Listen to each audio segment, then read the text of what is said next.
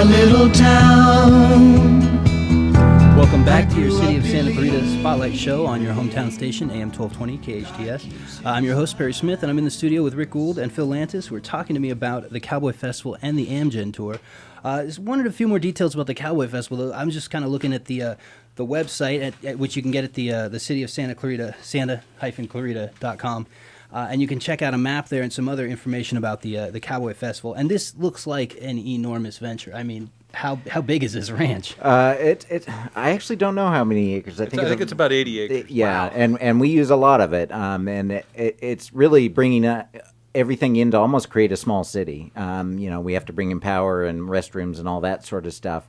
But the core elements of the event are entertainment, both poets and musicians.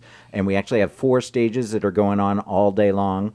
Then we have these wonderful vendors, both food and what we call gear vendors. And they're really artisans. We have, leather workers and visual artists and great fashion and hat makers and a little bit of everything. Then we have a heritage element with the blacksmith that Rick mentioned earlier. We have buffalo soldiers in encampment, and then we have a whole kids corral area where kids can interact with things like learn how to gold pan and learn how to spin stuff and try to lasso a cow and that sort of thing. It's not a real cow. It's a pretend cow. So no cows are hurt in the making of this event. No cows are injured in this, unlike the Old West. And then we have our food court with really wonderful food. Particularly, there's a group that's been with us every year called the Cowboy Cultural Committee, which is out of Visalia. And they do tri-tip, but they're... extra special thing is peach cobbler. And if you've never had the peach cobbler, it's worth going just for the peach cobbler. I have to limit myself to like 4 a day. Otherwise, I get a little shaky. But it's really good. It's amazing stuff. And I don't know what their secret ingredient is. I think it's the way they cook it, because they actually do it in the Dutch ovens with the coals. And it's really a great way to start the day if you get there early. And yeah, I've heard about the Cowboy Cobbler, and many people have told me about that. Just rave about it, really.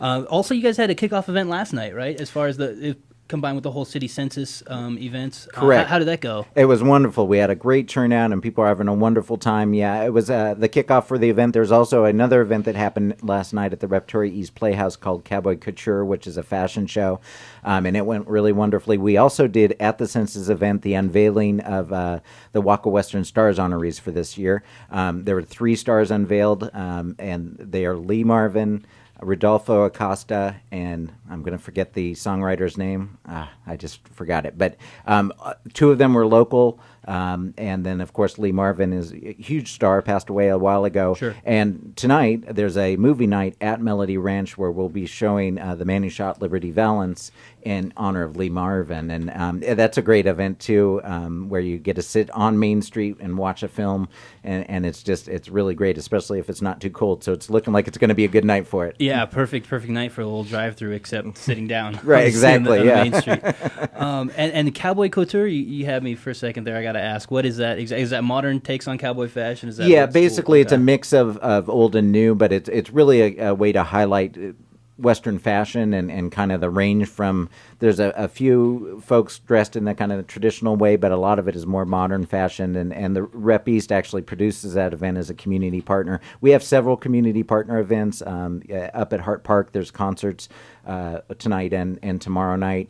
Rancho Camulos does an event today, and then we have an event tomorrow night at the Rep East that's actually a city event called Cowboy Cabaret, where we bring in a couple of the acts to kind of do a little different environment for their stuff. And I should mention, this being the 20th year, we brought in a special couple of guests, which we haven't had for a while, and they're 2 of the biggest names in the cowboy genre, and that's Baxter Black, who's a storyteller and humorist and has been on NPR and is just amazing.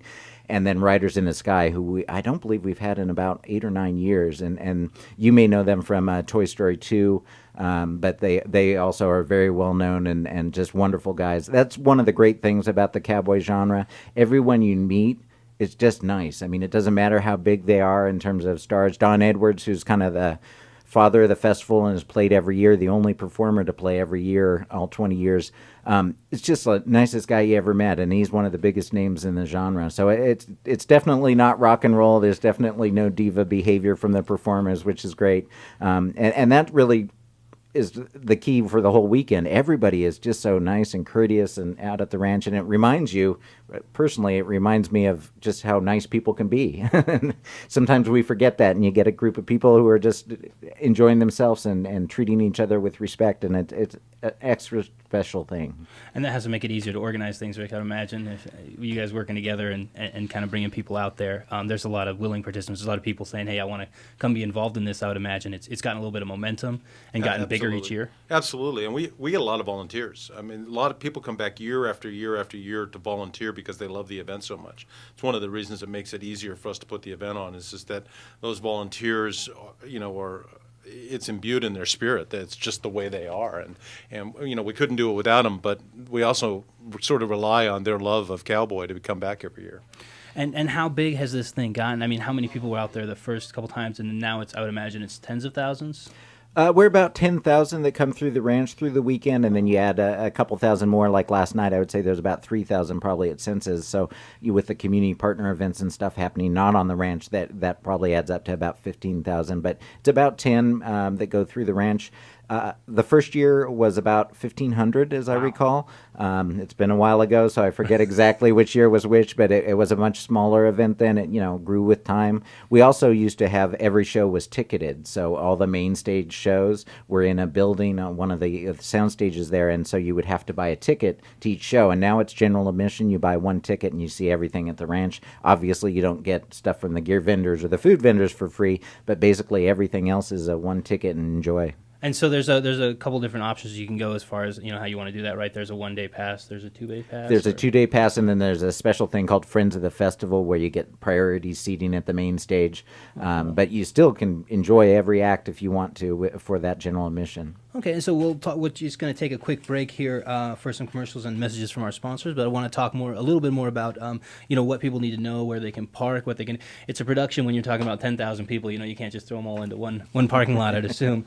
So we'll be right back. This is the City of Santa Clarita Spotlight Show on your hometown station, AM 1220 KHTS, with your host Perry Smith.